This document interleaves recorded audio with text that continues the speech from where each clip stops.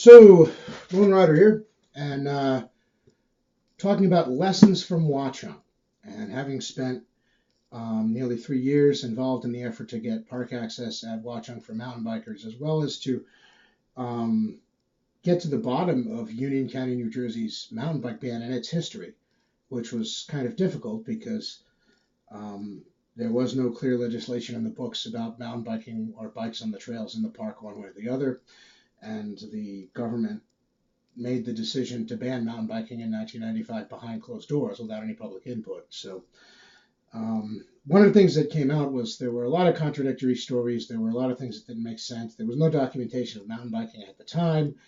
Um, the ordinance they said was about mountain biking when it was finally, for the first time in 20 years, when they finally said in 2014 which ordinance it was. I then went and read it, and turns out it didn't say what they've been saying it said, and if that's the ordinance that links, that authorized the ban, why was it never referenced at the time? Why was this ordinance from 1983 that supposedly authorized a ban in 1995 only linked to that ban in 2014 when people started asking questions and filing Open Record Act requests? I mean, a lot of shenanigans there. Then you have the fact that the government had 3 or 4 different timelines for the origin of the ban and events leading up to it. Just a lot of serious questions. And there were a lot of lessons I learned. To quote the late, great singer-songwriter Jim Croce, I learned a lot of lessons, and they were not the nice kind. And what I wanted to talk about here was the issue of what you read in the newspaper or media generally, whether it's TV, online articles, etc., or in fact newspapers. And essentially, I wanted to talk about the fact that just because you read something in the newspaper or see it on TV does not mean it's true. Does not mean that anybody even did any research, and does not mean that you should take it at face value. And this is very difficult for a lot of people to accept because most people don't have the time to spend. As I did, I made the time because as a cyclist, this was an issue that was important to me, and as somebody who lives in Union County, it was important to me to get to the bottom of how my government at the county level was conducting itself. But a lot of people can't or won't spend the time to do this kind of research. They just kind of assume that the media is doing it for them. And one of the things that I found out in the news coverage of the issue of Watchung, which of course was kind of sparing, and I have to wonder why, we had one news article in July 2014 in the Star Ledger, and that had enough questions in it that that's actually what got me involved in trying to get to the bottom of this. There were so many questions in the newspaper article. I can tick them off very quickly. The first one was, the article was about people challenging the ban on mountain biking, but in the entire article, there was no mention of any ban, any legislation, anything that actually would have prevented people from riding there. It would be like if the reporter were to do an article about the Patient Protection and Affordable Care Act or the Brady Bill or any other piece of legislation and the controversy surrounding it, but yet somehow never mention the legislation itself or even that there is legislation. How do you write an article about something without writing about it? I don't know. The reporter managed to do so, and at the same time, in the process, somehow managed not to set off any alarm bells in her own head or in the head of her editor when he approved this for publication. The second thing was that the county spokesman was quoted in the news article not as explaining the rationale behind the policy of banning mountain biking, which you would think he would do because he's the county spokesman. Actually, he was quoted as confessing complete and total ignorance about the policy of banning mountain biking. But wait a minute, he's the county spokesman. It's his job to defend and articulate and explain the reasons for government policy. If he can't do that, he's either a really bad spokesman or he's hiding something, or the policy, must be so questionable that, he doesn't even know. You could take that a number of different ways, but the point is it raises questions. And I'm surprised the reporter, when the county spokesman basically said, "Oh, I don't know," I'm surprised the reporter didn't ask a follow-up question, at a minimum, to put it mildly. And then we have the fact that again, there was never any explicit mention of any actual legislation or anything else, but they did talk about several mountain bikers who were involved in questioning the ban and trying to get mountain bike access. Now, my question would be, if you don't know the history behind the ban, how it was enacted, the methodology for imposing it, if you don't know specifically what legislation authorized it, and if you don't know the arguments that were made for banning mountain biking, how do you go about challenging it? You can't write the freeholders and say repeal ordinance such and such because you don't know what the ordinance is or if there is an ordinance. If you don't know what the arguments they made for the need to ban mountain biking, was it about that people just didn't like it? Was it about the fact that they thought the mountain bikes would be unsafe in terms of interacting with other trail users? Were there concerns about damage to the trails and the environment? These are all things that have been talked about in respect to mountain biking in the past. And you could argue, are they legitimate concerns? Are they just fear mongering, etc.? But the point is that what was the reason? If you don't know what the reason was, whether or not it was a legitimate reason, you can't argue against it. If the argument's going to be, well, we wanted to ban mountain biking because people were afraid that it wouldn't be safe, then you have to address safety concerns. If the argument's going to be, we wanted to ban mountain biking because of concerns about environmental damage, then you have to address that. If you don't know what the argument was for banning mountain biking, because you don't know, the whole thing is, behind sort of an iron curtain, to employ a phrase from history, then how do you go about challenging it? So the fact that they talked about people in the article that were trying to challenge the ban, but yet they never talked about anything about the ban or any ban itself, it's kind of like, well, what are those people? How are those people going to accomplish that? What are they doing? Are they just talking to the government and saying, we don't like this policy? Well, okay, it's something, but it's not going to get you very far, all of these questions with the article, and I'm sitting there and I'm like, wow, even the thing with the spokesman, if he just, it'd be one thing if he said, well, I don't know what people were thinking 20 years ago when they banned mountain biking, but here's the rationale for continuing to enforce the policy. Or even if he threw up his hands and said, I honestly don't know, at least he should be able to read you chapter and verse of which ordinance or law it is that prohibits mountain biking, even if he doesn't know the arguments for it. But no, not only did he not say what the rationale was behind this policy, he didn't even mention what authorized it. So it was like, oh my God, my head wanted to explode. I reread this article about 3 or 4 times before I finally realized something was fishy in Denmark. And then I started doing research on my own. I read the county code. I did everything. I couldn't get to the bottom of it. Ultimately, I ended up filing a series of Open Public Record Act requests. But the point is that if I had just read the newspaper article and taken it at face value, what I would have walked away with is the county spokesman can't explain this ban. There is no actual legislation. No argument was ever made for banning mountain biking, so why is it banned? And we're not left with an answer. Then you flash forward 2 years to an NJ.com article from May in the NJ.com news site, where they repeated the error of the government basically saying, oh, I have no idea why it's banned. I believe the quote was something along the lines of, quote, unsure why it was subsequently banned, unquote, meaning the government is unsure. Well, that's the government that banned it. You're telling me in the intervening 2 years, they haven't been able to come up with a reason, let alone that this has been policy for over 20 years. But, you've had, between the Star Ledger article in 2014 and this NJ.com article, it's been an intervening 2 years of public meetings, discussions, hashing over the issue back and forth, and they still don't know, or they're still not going to go on record. Now, ironically, way back in summer of 2014, when I began filing my Open Record Act requests, the government did make it clear that they had a reason, and the reason was that mountain biking was causing all kinds of problems with the park, damage, safety concerns, and injuries, and so forth. Yet they also said that they had no documentation of any of this, no documentation of a single incidence of injury, user conflict, or trail damage. Strange. So maybe whenever the question was asked in an article for publication, they wanted to avoid having to admit that they never documented anything, so they just feigned ignorance? Maybe. I honestly don't know. But again, it is strange. And then you have the timeline. In that news article, the government said, in the NJ.com article, that mountain biking was allowed from 94 and then banned in 95. So for 1 year.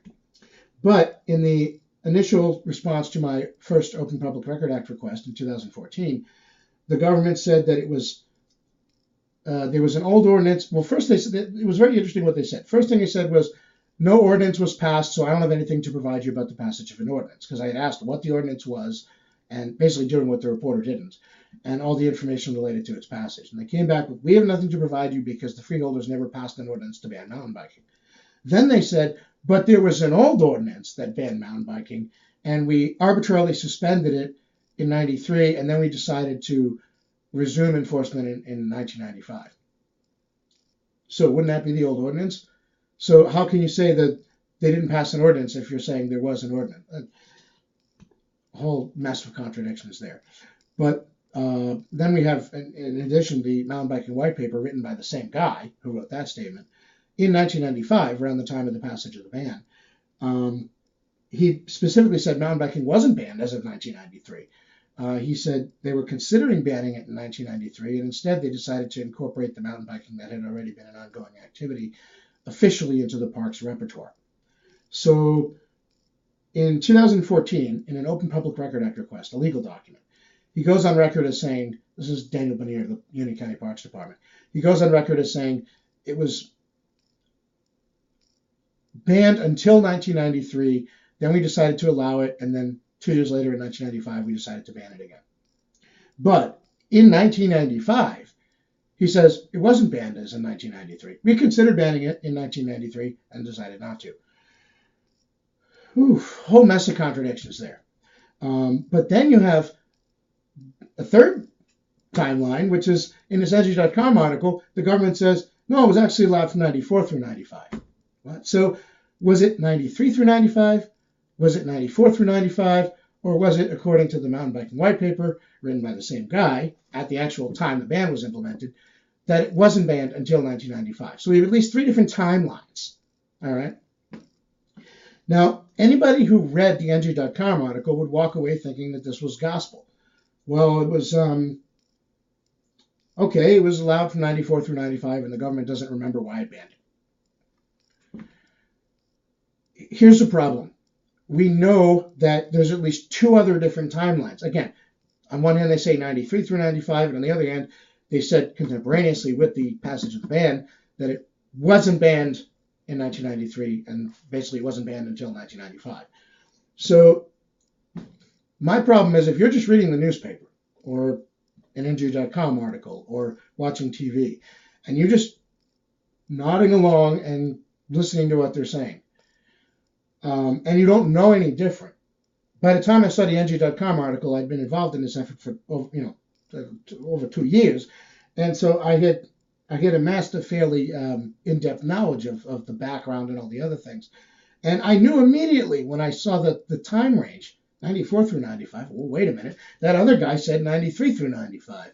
And the same guy said 20 years ago that it was not banned in 93 at all, and that it wasn't actually banned until 1995. So already there was one contradiction, 2 contradictory statements from the same guy.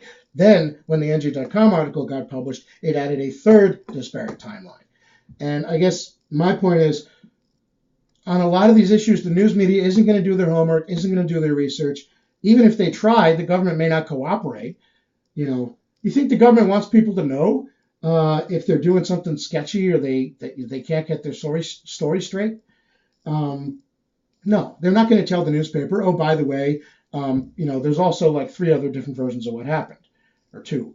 They're not going to tell them that. Now, this is where the integrity and professionalism of the media is important. The media should follow up if you're a reporter and somebody tells you something that doesn't make sense, or that flat out contradicts something else. You should, one, know enough about the issue so that you're not just blindly trusting what the person you're talking to tells you, so that if they do say something strange, that you can realize it's strange and ask a follow-up question. But two, if they do say something that strikes you as odd or that doesn't make sense, you should then ask that follow-up question. You should then dig deeper. And part of me is thinking, well, maybe because it was a local issue, they just didn't care. Except they had a lot of other follow-up articles, local articles on this, in respect to several of the meetings that were held and other things. And again, at those meetings, nobody, they quoted people who were against mountain biking as saying mountain bikes were causing all these problems years ago, but they never then addressed, well, how come the government never said that when they were asked about the reasons for banning mountain biking in other published news articles? They just said they didn't know. But here you're telling me this is the rationale for keeping the ban in place. So then why didn't the government say that in the other places where it went on the record? And then, furthermore, again, the fact that they said that the mountain bikes were causing all these problems, but that was never documented, according to the government itself. Not a single instance. We had one guy at one meeting who got up there and he said, oh, there was somebody who was hurt so bad he had to be airlifted in a chopper to a medical facility. How does that happen without producing a single piece of paperwork? Don't you find it strange? I do. Somebody might make the argument, well, the government's, making a decision to ban mountain biking in secret. They're not going to go out and document stuff because they don't feel there's ever going to be a question about what they did because they figure nobody will ever know because they're doing it in secret, behind closed doors. Okay, that still raises the question of why a decision like that is being made behind closed doors, but you can kind of explain away the lack of documentation there. It raises a deeper question about the government's conduct, so it still doesn't look good for the government, no matter how you slice the cake, but you can try and explain that away by raising another question about the conduct of the government. However, that only explains away documentation that they would have to actually go out and look for. Send somebody out to do a trail study, document, photographs of trail damage, talk to people, do a survey. What about documentation that comes to them, that they don't have to try and gather because it's done as a matter of course through a normal activity, such as a police report that's filed if there's an injury, or all the paperwork that would come with having somebody airlifted in a chopper, like we're talking about something out of Nam. Right? How do you have a helicopter even land in a suburban New Jersey park, right? Isn't that going to generate a lot of paperwork? And then when they hand the person off to the medical facility, again, same thing there, a lot of paperwork. There's going to be some record of this somewhere. You don't have to go out and find it. It's going to be created as part and parcel of that activity taking place. The fact that they don't have documentation of that, you can't explain that away by saying, well, they never went out and bothered to document anything because they were going to do this decision in secret, so they were never going to have to explain their actions. Again, that might fly when it comes to doing a trail survey or something, but not about documentation that would have been created whether they wanted it to or not. The only thing I could think of is if somebody then went through and purged all these documents from their records, and the question would be, why would you go out of your way to destroy evidence of a problem that you're trying to tell people is occurring? Why would you go out of your way to dispose of documents that make your case? I have no answer. But the fact is, whenever somebody, brought up, oh, well, there was this incident years ago, or there were all these problems years ago, how come the news media never said, well, okay, what documentation of that was there? This is part and parcel of researching the issue. This is part and parcel of reporting on the issue. When somebody makes a claim, is it credible? And the only thing, there's only a few things we know about Watchung. The two main things are, and this is from the government's own responses to Open Record Act requests, so sworn legal documents. The only two main things we know. We don't know what was going on with mountain biking one way or the other because they never documented it. But the only two things we do know is one, that they never documented a single instance of any of these problems, and two, that the decision to ban mountain biking was made by the unelected, behind closed doors, and that to this day they still can't get their story straight and everything leading up to it. And you think this would have been something that might have found its way into the newspaper because it's germane to the issue. If people are challenging the policy of banning mountain biking, and you're going to report on that, isn't part of that the nature of the policy banning mountain biking, how it was enacted, what the ban is? Is it statements defending the ban. The fact that one person's going to say, "Oh, we don't know why it's banned," another person's going to say, "Well, there were all these problems," another person's going to say, "Well, we never documented any problems." Shouldn't the reporter have done some actual reporting rather than just what they did, which is seem to talk to a handful of people and take their word for what they were saying? And to be fair, some of the news articles on some of the public meetings and stuff, yeah, they occasionally included the words of a token mountain bike supporter. So they weren't entirely one-sided in terms of presenting both sides in that sense, but they certainly were one-sided in terms of researching the facts.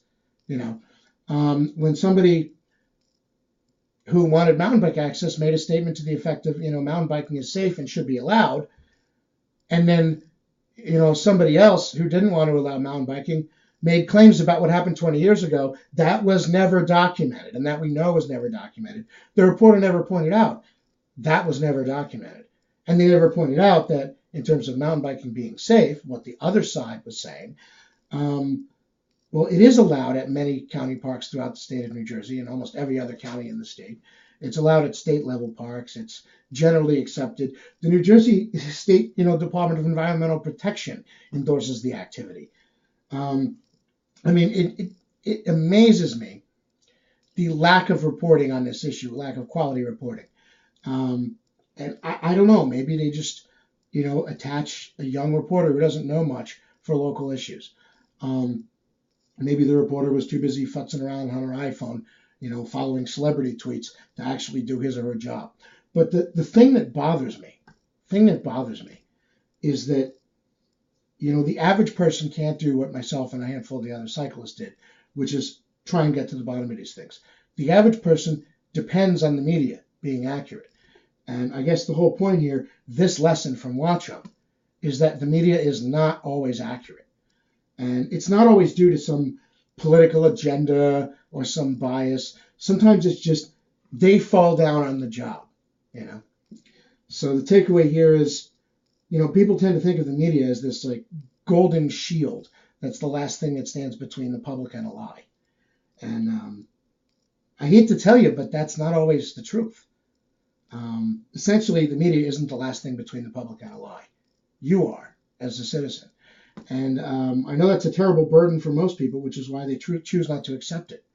But the point is, what kind of society do you want to live in? Do you want to live in a society where, there are no checks and balances on the government, where they can make decisions in secret, where, the public has no idea what's going on until it's too late, where myths and misperceptions can persist for over 2 decades and, become basically treated as accepted fact, because even though, some of the facts are there, nobody bothers to research them?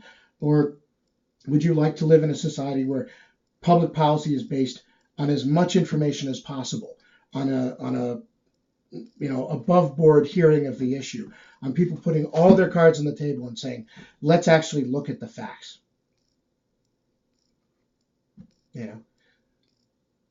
I can tell you right now which type of society I'd like to live in. And, it's up to us essentially to try and do what we can to make sure that that's the type of society we remain living in. The media is not perfect, essentially. They may not necessarily have a bias on every issue. It may not be some political agenda. It may not be on purpose. But sometimes they fall down in the job.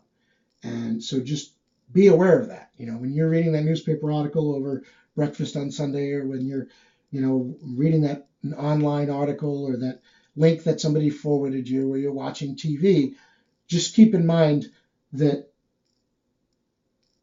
these people may not have done the requisite research to produce the product that they're selling, that they may in fact know more about the subject than you do, and they may in fact know even less.